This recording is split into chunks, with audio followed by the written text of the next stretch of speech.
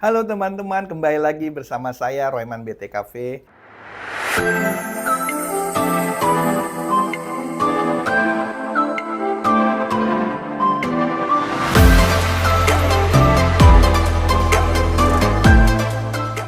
Jangan lupa untuk like, subscribe, dan share konten-konten yang menarik dari saya. Kali ini saya akan membahas satu topik yang sangat penting yang sering ditanyakan juga kepada saya. Saya adalah bedah toraks, kardiak, dan vaskuler. Salah satu bidang saya adalah bedah toraks. Dok, apa sih yang dokter lakukan dalam pembedahan toraks? Nah, kasus-kasus toraks juga banyak guys, seperti kasus tumor, seperti ada tumor paru, ada tumor mediastinum, juga ada tumor-tumor di rongga dada lainnya. Dan juga ada di paru-paru sendiri. Di paru-paru sendiri ada TBC, ada infeksi, ada juga infeksi jamur, dan ada juga tumor ganas paru-paru yang perlu dilakukan tindakan operasi pada stadium-stadium awal. Nah, untuk itu saya akan menjelaskan juga apa saja sih tindakan operasinya, karena banyak yang tanya, dok kalau kasus bedah toraks itu operasinya apa? Nah, salah satu yang membahas ada yang kita sebut torakotomi. Torakotomi adalah prosedur bedah terbuka di mana ahli bedah membuat insisi besar di dinding dada untuk mengakses organ-organ dalam rongga dada. Torakotomi sering digunakan untuk operasi yang memerlukan akses langsung dan pandangan luas ke organ dalam dada seperti operasi paru-paru, operasi jantung, atau usofagus saluran makanan. Karena insinya yang besar, torakotomi biasanya memerlukan waktu pemulihan yang lebih lama. Pasien mungkin mengalami nyeri pasca operasi yang signifikan dan memerlukan perawatan luka yang intensif. Nah, tindakan medis ini dilakukan dengan berbagai tujuan untuk penanganan kanker paru, tadi sudah saya jelaskan, khususnya pada stadium-stadium yang awal, lesinya masih kecil. Trauma dada, infeksi paru-paru berat, penyakit jantung, dan gangguan mediastinum. Prosedur bedah ini dapat dibagi menjadi 4 jenis yang berdasarkan kondisi apa yang harus ditangani. Yang pertama disebut torakotomi posterolateral. Nah, ada di gambar ini. Torakotomi jenis ini dilakukan untuk mengangkat seluruh atau sebagian paru-paru yang rusak akibat kanker paru. Dokter bedah akan membuat sayatan di sisi dada menuju ke belakang, tepatnya di antara kedua tulang rusuk. Setelah itu dokter akan mengangkat sebagian atau seluruh paru-paru. Nah, yang kedua adalah yang disebut torakotomi median. Pada prosedur ini, dokter akan membuat sayatan melalui sternum alias tulang dada agar organ dalam dada lebih mudah diakses. Torakotomi jenis ini umumnya ditujukan untuk operasi penyakit jantung yang sering saya bahas yang kita sebut coronary artery bypass graft. Yang ketiga, torakotomi aksila.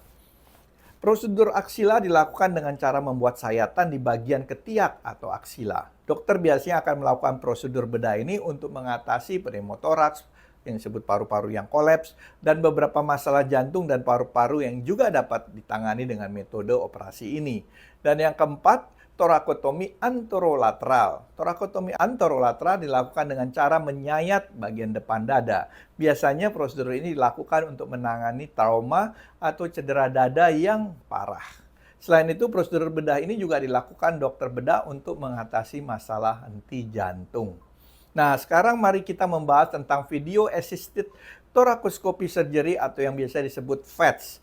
VATS adalah suatu tindakan operasi yang menggunakan teknologi kamera dan video untuk mendiagnosis dan mengobati berbagai penyakit di rongga dada atau torak. Operasi ini melibatkan penggunaan selang tipis berkamera khusus yang bernama thoracoskop yang dapat menampilkan situasi dalam rongga dada melalui monitor video. Prosedur ini dapat membantu dokter untuk melihat dan melakukan pembedahan di bagian dalam dada hanya melalui sayatan kecil yang kita sebut insisi.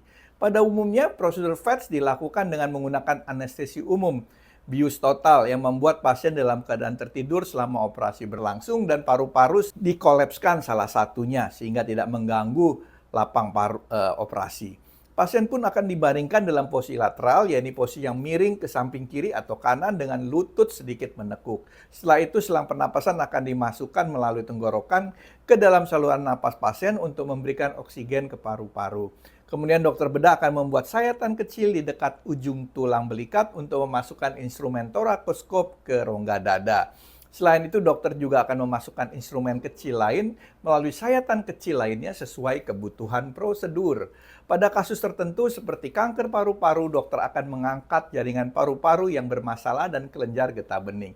Prosedur VETS umumnya memakan waktu 2 hingga 3 jam tergantung pada kondisi pasien. Dengan insisi yang lebih kecil, VETS biasanya memiliki waktu pemulihan yang lebih cepat dan nyeri pasca operasi yang lebih sedikit dibandingkan dengan torakotomi.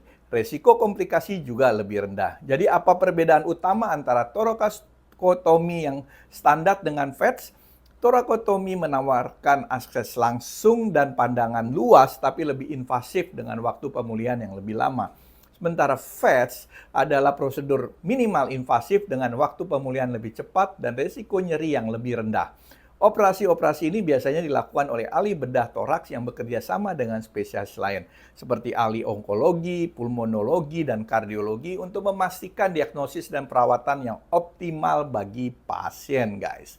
Nah, jika teman-teman masih ada pertanyaan atau ada yang ingin didiskusikan, bisa komen di bawah.